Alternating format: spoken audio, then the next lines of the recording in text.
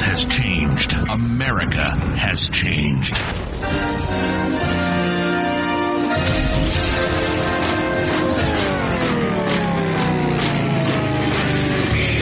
If something were to happen tomorrow, how self-sufficient would you be? Could you grow your own food? Could you sustain your own livestock? Could you survive?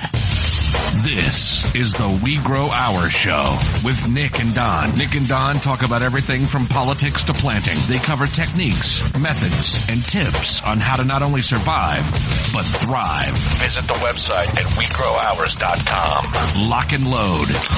This is the We Grow Our Show. Get your grow on. Welcome back to the We Grow Our Show. Got an awesome show planned for you today. Don, that awesome does not mean edit. Okay, because I'm trained. Every time I hear awesome, it's an edit cue. So you've screwed me up from the beginning now. It's kind of like the game Catchphrase. Yes, I love that game. You do? I do. Yes. That's awesome. Edit here. No. We have a family game night at my sister's place that we do Catchphrase. Oh, okay. And we go out and we do swimming and we it used to be every week. Now it's down to like once a month. We got to get back to every week. So we do this whole thing with everybody comes over. We bring a rabbit to grill. You know, we do the whole 9 yards. So it's a lot of fun. Huh. That sounds like a blast. Yeah. You and Sheree ought to come one of these days. That sounds good. Sign me up for everything but the swimming. Yeah. You don't like swimming? Well, I like to swim, but every time I get in the pool, somebody yells out, Shamu! And it hurts my feelings. I think it has to do with my black and white swim trunks. Yeah, I will be sure to yell out Shamu. And the dorsal fin. The dorsal fin, nice. I've got a birth defect, okay? Just give me a break. You're like wagging your tail, right? Yeah. Oh, gosh, you're such an a-hole. I know. Speaking of a-holes, I had... That's the first good segue you've done in the whole freaking history of the show. Keep going. Anyway, so anybody who's ever driven with me knows that when I'm in my car, that is my kingdom, and I have a little bit of an issue there.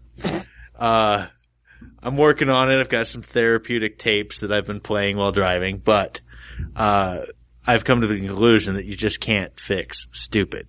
And there's just a whole bunch of stupid on the roadways. So the other day, I'm driving along in my not so environmentally friendly truck. I've got a Nissan Titan, the V8 in it. And it was about 8:50 in the morning, so traffic is pretty well cleared up, but there's still big globs of it. And I'm in the fast lane doing about 75 and the 65. And I come up on this red Prius, and he's doing 55 miles an hour. And nobody's going to let me around because I've got a big truck with, decals and stuff on it. And they think it's a company truck. So nobody's, letting me merge.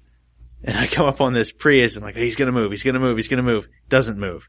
And I'm looking at the back, and he's got vegan and love and peace and coexist. And his license plate says hugs. And I'm thinking, oh, you are so not my people. And I come up and I don't tailgate him, but I'm close. I don't believe you. I really don't. I've driven with you. You tailgate him. You know it. All right. Yeah. I was thinking, okay, maybe if I got a little closer and he could see me in his rearview mirror, he would actually see that my truck was going to eat his car. But that didn't play out like that. So finally, a lane opened up alongside me, and I dropped gears and hit the gas, and cold air intake on it, and it's loud and it's angry, and it just yells out, "I'm hurting the environment."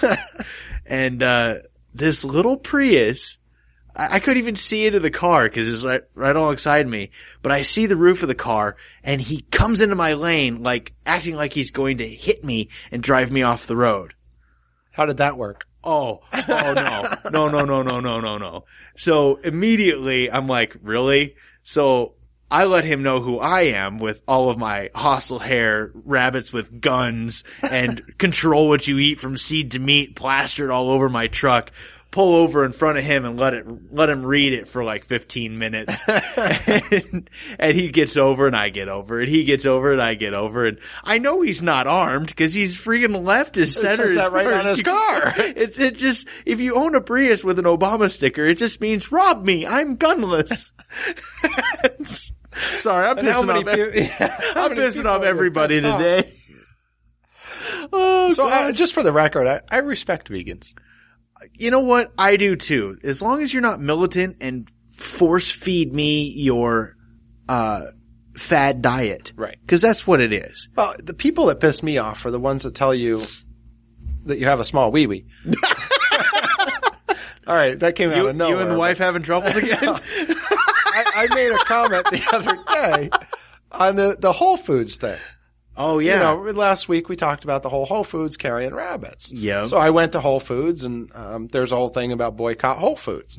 So I put on, hey, I think rabbit is a better choice. It's more sustainable. The whole 9 yards. Mm-hmm. And I was told I had a small wee-wee and I was, ostracized on the thing. Now, and this coming from somebody who, because rabbits are cute and fluffy and has a pet rabbit, thinks it's okay to eat chicken and beef and other things. Well, what's the difference? They're exactly. food. It's exactly. And I understand having a pet rabbit. I think I grew up, my mom had a pet rabbit, McGregor, a big Holland Lop, like 30-pound Holland Lop. This thing was huge. And might have been an English Lop. Well, whatever it was. My mom told you about it. Yeah, that's right. Yeah. Whatever it was. It was a big rabbit. So I think that's fine having a pet.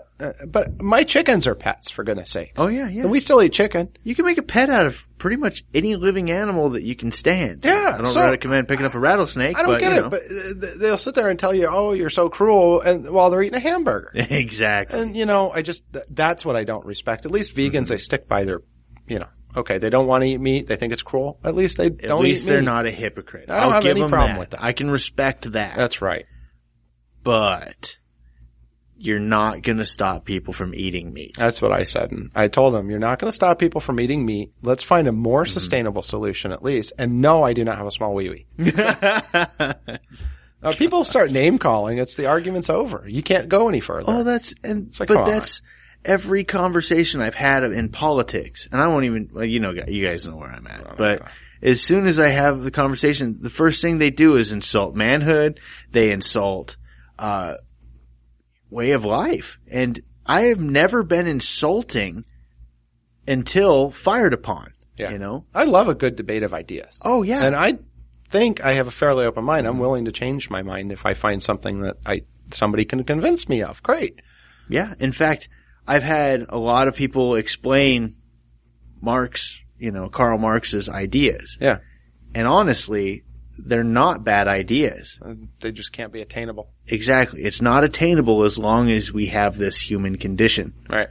So without getting into religion, there are some religions that teach that about a community that can self-sustain and everybody can share evenly. Oh, it would be nice if we were at least more self-sustainable. Yeah, exactly. That's all we want to do, So again, we're going to unite around food. Mm-hmm. We've got Will Harris of White Oak Pastures today.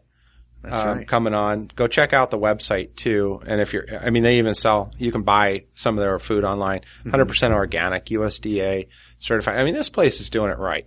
So, let's bring on Will Harris with White Oak Pastures. It's whiteoakpastures.com. Check it out during the show if you can.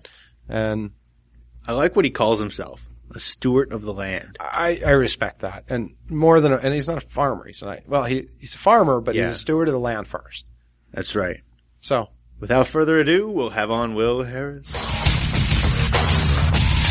What will you do when your stored supplies run out? Are you prepared? Hostile Hair provides equipment and education you need to control your own infinite food supply. We have live food storage systems, rabbits, quail, and other urban livestock for any situation and strategy. Don't be limited by what's on the shelves. Get started with an infinite food source today. Get prepped, stay fed with Hostile Hair. Call 480-331-3761 or visit hostilehair.com. All right, welcome back to the We Grow Our show. We got a very special guest, a fellow animal killer. No, just kidding.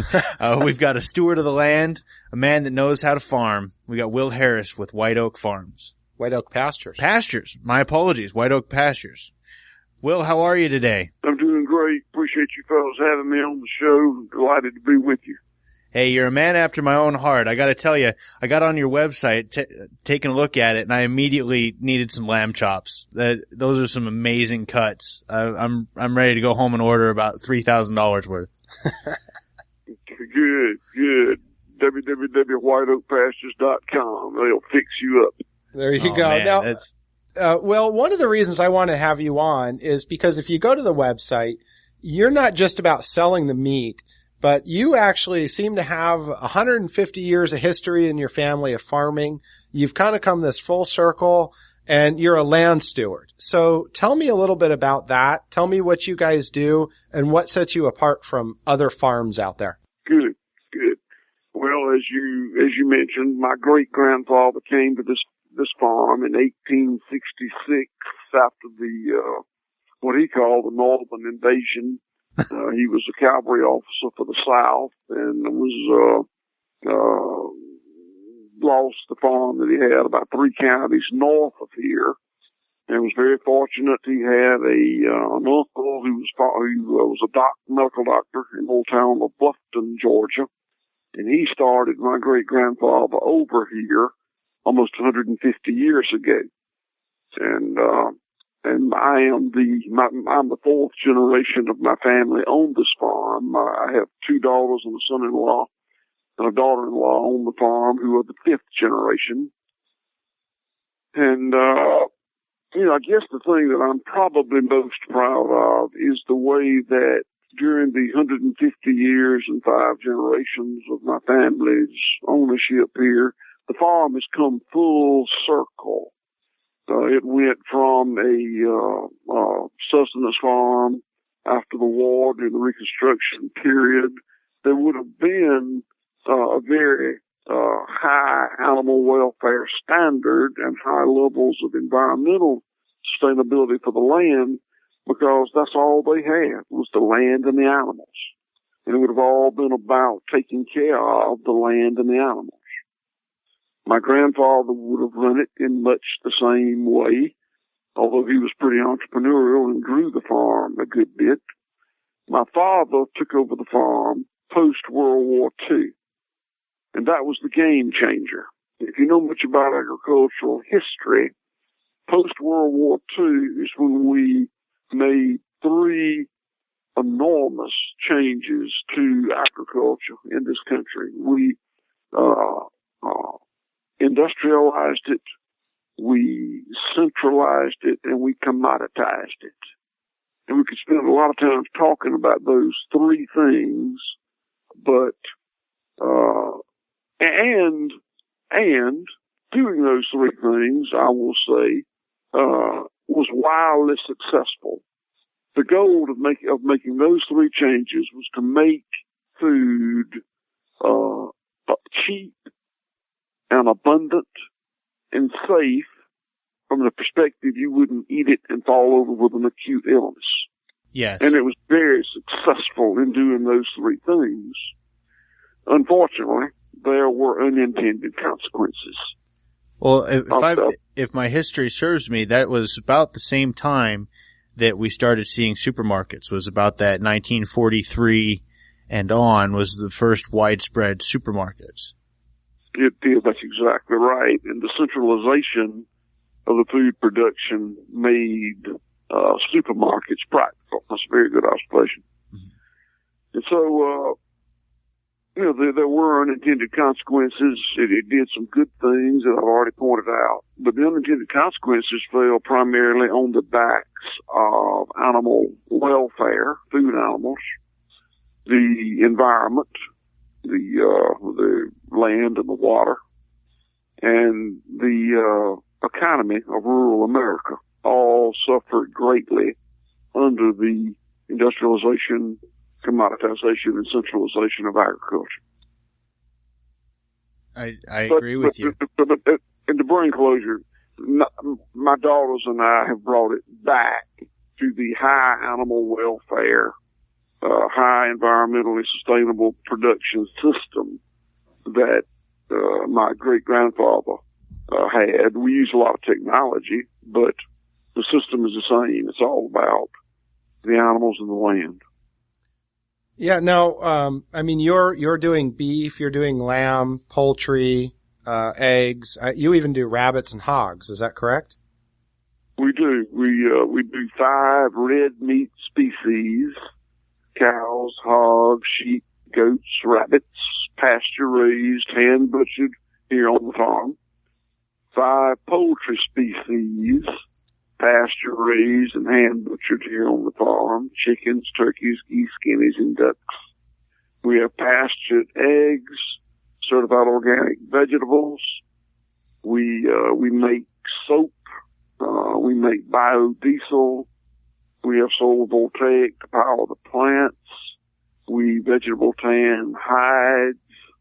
We have a restaurant on the farm. We have lodging for agritourism on the farm. Have 110 employees. Wow. So you guys have quite the operation out there. You know, it's the most simple business in the world. We own land and we own animals, and they breed and are born and grow, and we turn them into meat. We slaughter them, turn them into meat, and they do it again. Right. It's more simple than any business other than hunter-gatherer. But there's just a lot of moving parts to it. There's just a lot of things going on here, kind of 24/7. Well, and I mean, you're USDA certified organic. Is that correct? That's correct. And So- we have 2 abattoirs or slaughterhouses on the farm. One for red meat, one for poultry. We have a USDA inspector here Monday through Friday. 2 of them, actually. Two inspectors. Monday through Friday from 7:30 to 4:30. Nothing like having an old government babysitter right there on site, right? Well, I mean, they're here to keep the food supply safe, and you know, we're not adversarial as they are in so many of the big industrial plants. It's not, you know, nobody enjoys being watched. It's not a bad relationship. No, and I've been talking with the USDA inspector here in town.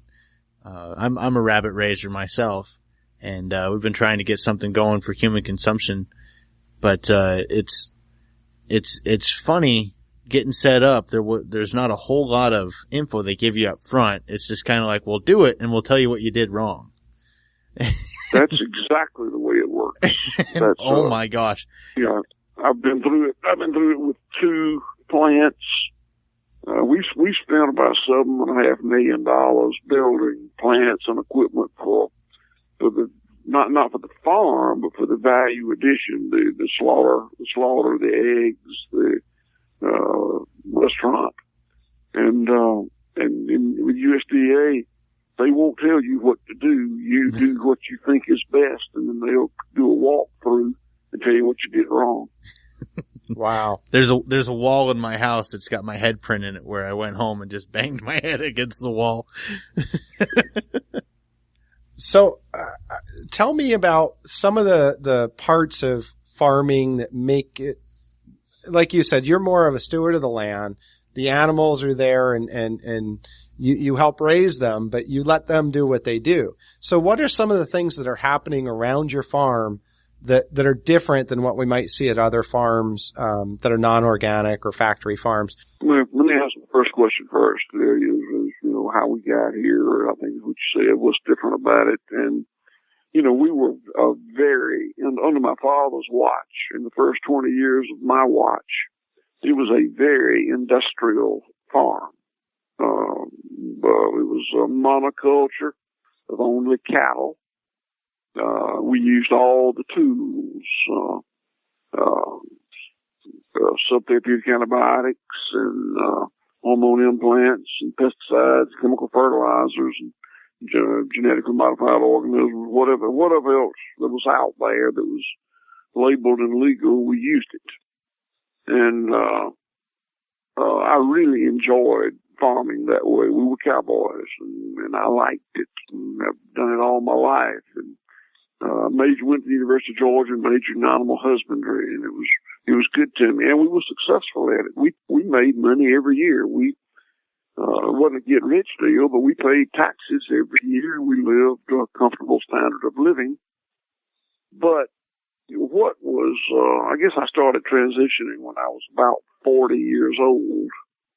And, it just wasn't as much fun for me as it had been when I was in my 30s or 20s. I was still healthy and vigorous, but the excesses of that production system had started to, I went from enjoying it to not really enjoying it to not liking it to being disgusted by it. So the first thing I did was I gave up confinement. It was a monoculture of cattle. I gave up confinement, feeding my cattle corn and soy. I just let them graze. I gave up hormone implants and subtherapeutic antibiotics. And I thought that was all I would ever need or want to do. But in a few years, I realized that putting chemical fertilizers and pesticides on my pasture was not good. So I quit doing that. And then I realized that the worst thing I was doing was maintaining a monoculture. Nature abhors a monoculture. You mean God doesn't plant his corn in rows? God doesn't have all the foxes in one set of woods and all the deer in another woods and all the oak trees in one forest and all the pine trees in another forest. That's exactly right. So we added other species, and then we realized that hauling animals a long way to slaughter them was bad, so we built the abattoirs or slaughterhouses. And, now we understand that it's not a destination, it's a journey. I'm 59. I've been changing things since I was 40. And I realize that I'll be changing things as long as I farm, and then my family will be changing things after I'm not farming anymore. I like it. That's pretty good, man. My dad, he's a cattleman. He's got a beef herd up in southwest Wisconsin. And they're in open conditions. They're not in a stockyard. They're not in their own crap up to their knees. But I've been picking at them a little bit, trying to get them to drop the implants, stop feeding them all the corn and kind of move towards, because his farm is over 60% pasture. So he's got plenty of pasture ground. He's got plenty of open area. And if he fenced off the rest of it and quit growing so much, you still got to grow a crop for winter, but if he moved more towards baling up alfalfa and some good, orchard grass and stuff like that, he'd make it through the winter better, and he wouldn't have to do all of the implants. But here's a question for you, and this is an argument that I have with old school cattlemen versus the grass-fed guys. How do you marble your meat? Do you get marbled meat on pasture-fed animals? Well, it won't be as marbled as grain-fed animal, just as simple as that. When I butcher a calf, try to remember these numbers as I give them to you. I'm going to give you two sets of numbers. Oh boy. Hold on. Let me grab a pencil. All right. Okay. So when I butcher a steer, it will be about 20 or 22 months old. It'll weigh about 1,000 pounds. It'll have about 0.2 of an inch of fat at the 12th rib. And it's an athlete. And it'll probably grade select, which is an indication that it's got some marbling, but not nearly as much marbling as it potentially could have. And if I let that animal, if I gave him a presidential pardon and decided to not slaughter him at 20 or 22 months, and just left him in the conditions he was in the pasture, he would live the normal life expectancy of a cow, which is about 24 or 5 years. And that's great. That's fine. That's good. Now, if you like highly marbled meat, that's fine. But it will come from an animal that's about 17 months old that has about 3/4 of an inch of back fat, about 3 or 4 times as much as mine has. and weighs probably 1,250 or 1,300 pounds, even though it's only 17 months old. And that animal will grade choice or prime, which means it's got a lot of marbling. But that animal is the equivalent of a guy, I'm 5'11", but a guy my height that weighs like 475 pounds. It is an unnaturally obese creature that would never exist in nature. Never. And that animal, if it were granted a presidential pardon and were allowed to keep living in that feedlot beyond its 17 months or so, would not live anything like a normal life expectancy of a cow, because it's dying of all the diseases of obesity and sedentary lifestyle that kill people. So if you like marbling, that's great. But I hope you don't fool yourself by thinking that you're eating really healthy when you're eating a dying creature. No, and I'm not arguing with you. That is the. It would be best not to argue with me about that. Trust me, sir. I am not squaring off with you on that.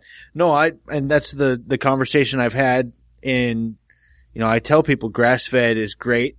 That's a healthy, lean meat. And if you're used to marbling and that's what you're buying, then you're not going to get a grass-fed beef. I cringe when I hear, occasionally I'll hear an uninformed grass-fed producer say that, my beef is just as marbled as any grain-fed beef you've ever seen.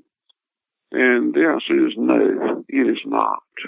It's not. Mm-hmm. Well, it doesn't sound like it should be either. I think that's kind of the point there, right? I liked when you started off, you said that steers an athlete. That says it all. I mean, you've got me that's pushing 215, 220. And, I should be fighting weight around 170. And, that's just how it is. I'm eating a lot of marbled meat. Well, and I'm not saying I practice what I preach. I weigh too much. I weigh too much as well, but it's not from eating crappy food. It's because I eat copious quantities of that's when you're making the food, that's kind of like the drug dealers. They don't smoke their own stash. Well, when we make food, we got it around us all the time. That's right. Yeah, right. So now, do you run a CSA out of your farm as well? We do. We run a CSA for certified organic vegetables, and we make. We're very rural here, and we don't have much of a local market. Not only is it rural, it's sparsely populated in a pretty high poverty area, and not a real enlightened customer base here. So we make deliveries to the 4 cities that and they're not large towns, you would call them, but that surround us. They are Tallahassee, Florida, Columbus, Georgia, Dothan, Alabama, and Albany, Georgia. It's about 50 miles to 2 of them and about 80 miles to the other 2. And we offer those vegetable CSA numbers discount on meat and eggs. Gotcha. So and pet food. We make pet food as well. Oh, do you? Okay. One of the things that I've noticed in the industry is that people like you are I don't know how to say this, not as common practice as the farming, but we've got a lot of young farmers trying to get into the sustainable market and start somewhere. So do you have any advice for anybody out there that's a young farmer wanting to get into farming? There is a lot of that. A lot of young farmers, most of whom did not come off the farm. Most of them are non-agricultural people. Right. And I think there's only one thing for those people to do, and that's find a successful farm that is specializing in what you want to grow, and hopefully in the same geography that you intend to grow it, and go to work. Be an apprentice or hourly employee or whatever you have to be. And, you're not going to learn it at the land grant university. I graduated from the land grant university, put my children through the land grant university, and it's great. It's a wonderful education, but it's not going to you will not learn the sustainable, organic, humane, practices, there well enough to make a living. There's just not in the books. You won't learn it going to the conferences. You got to just say, I'm going to take this year or 2 or 3 or 4 and go to work with this guy and learn what he knows. I'll tell you firsthand, I doubt there's a school or a conference or a book that's going to teach you how to unbind a hay bind and how to fix a round baler that you loaded too much in the center. And that kind of experience you can't get until you're on the tractor. Yeah. You know? And it's replacing discs on the plow. Holy cow. It's just, there's so much stuff you got to learn. You don't just go out and buy a farm and say, all right, we're all going to be farmers. We've got, I'm in very rural South Georgia. I'm in the part of Georgia where, it comes together with Florida and Alabama. And, we've got people here, and I told you we've got 110 employees. About half of them, maybe a little more, moved here from somewhere else. They're not local people. About half of them are local people we hired, but the other half moved here. We've got people here from Philadelphia, Brooklyn, Detroit, Miami, cities all over the country. Chicago, and they came here to learn. Well, here's another question for you, a little bit off I guess not off the topic, but just on the side of it. I imagine you save some seeds, right? Do you do an heirloom? Like, do you save your own seeds? The answer is yes, but no, I'm the livestock guy. We've got a very, very skilled, passionate, young man that runs the organic vegetable farm, for us, and he's an employee. Mm-hmm. But he's very talented, and I have an enormous amount of trust in him. He runs it very autonomously, and he is a seed saver and all that sort of thing. But I don't know enough about it. I know just enough about it to make a real fool of myself. Well, I'll ask you this one question and then I'll leave it alone. Do you guys ever have any run-ins with seed manufacturers about saving your seeds? No, I'm familiar with that. I'm familiar with those kinds of problems, but we have not had that. May you never have that run-in. But we have not. We don't keep. We're not real high profile. We kind of do what we think we need to do, and so many farmers who have been successful are, wind up being more evangelist than farmer or rancher, and on the speaker circuit and writing books and magazine articles, and we don't do that. I'm not out to change the way anybody else farms. There's a certain way that I want to farm, and I've been blessed to find a clientele that will buy enough of my product to allow me to cash flow my business so I can farm the way I want to. And, I'm not an evangelist. I'm not trying to change the world. I'm just trying to change white oak pastures. And we appreciate you doing it, and we appreciate you coming on the show. It's been an awesome interview, and if nothing else, you're living, breathing proof that you can have a successful, organic, responsible farm. Yeah, we're very pleased that we made the changes that we made. Well, hey, you just keep at it, man. I think you got a couple more customers tonight, that's for sure. Yeah. I know I'm gonna go buy. Yeah. Well, and I tell you, we've just put in 4 1-bedroom cabins and 1 2-bedroom cabins. They're really nice, and we've got, as I mentioned earlier, a farm-to-table restaurant here on the farm.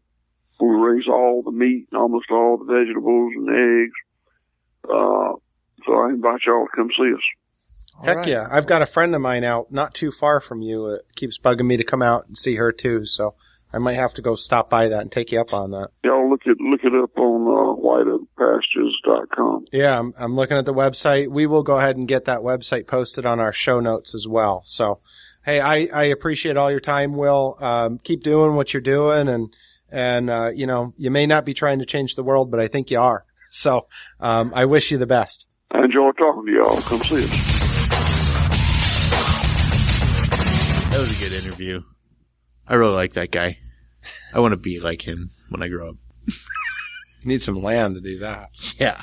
I wish we would have asked him how many acres. Does it say on his bio or anything how many acres he's running? You know, I don't know. It's got to be pretty substantial. Yeah. Oh yeah. I mean, yeah. And he's servicing 4 cities? Yeah. Is that right? Yeah. 4 cities with the CSA. Yeah. $7 million into upgrades on the land in the last couple of years. I mean, the guy's doing it right. Yeah. That's for sure. Sounds like he's got a pretty good relationship with the USDA inspector too, which that's money right there. I was really intrigued about the marbled beef. I never thought about it that way. I mean, you're buying a diseased animal. You've heard me make that argument though, haven't you? No, I don't think I have. Like people will say, "Oh yeah, I've got this great marbled meat, grass fed." No, you don't. Yeah. So, and I hope he knows I wasn't trying to argue with him about it. He'd take you out. It sounded like he was going to reach through the microphone and jack me in the mouth. Funny. I was like, "Oh dear." It's a man who knows, he knows what he's talking crap. about. He knows what he's talking about.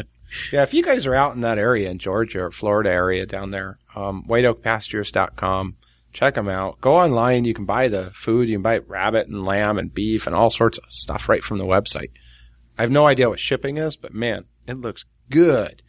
Yeah, I'm excited. They've even got rabbit on there. I might have to direct some of my customers to buy the rabbit through their site just so they can get a taste of it. Yeah. Doesn't look like it's too, shipping might double the cost, but. Yeah, but compared to what you can buy it here for, it's still not bad. So I think it was $25 for a rabbit. And yeah, here it was, whole rabbit. Oh man, $60. No, that was for 2 rabbits. About $10 a pound. $10 a pound. So pretty darn close. His is 3 to 4 pounds for $26 ish. But go on the website, check it out. Depending on where you are, it's a good resource. Yeah. So he sells gift certificates and stuff too. Actually. Well, there you go, Don. My birthday's coming up next year. Yeah. Next year. I had to think about that. It's in April and we're in July. Yeah. Christmas? Not going to happen. How about our anniversary? I don't know when it Awesome. So I guess I talked about my wee-wee already, so I'm going to let that go. But I'm still hung up on this thing. You're still hung up. I mean, come on. You try to have an intelligent conversation with somebody and they come back with that. It's just like, I just can't get over it. This reminds me of the grade school playground. I know. It just pisses me off. I want to support Whole Foods. So I got a little slack that I went out and I sought out some of these people. And I did. I antagonized a little bit, I'm sure, because they said, boycott Whole Foods or whatever. Yeah. And so that's the tag I used in my tweets. I said, no, I support Whole Foods, eat more meat, hashtag boycott Whole Food rabbit or something, whatever the hashtag was on Twitter, and got into this whole thing. So anyway. So you picked a fight.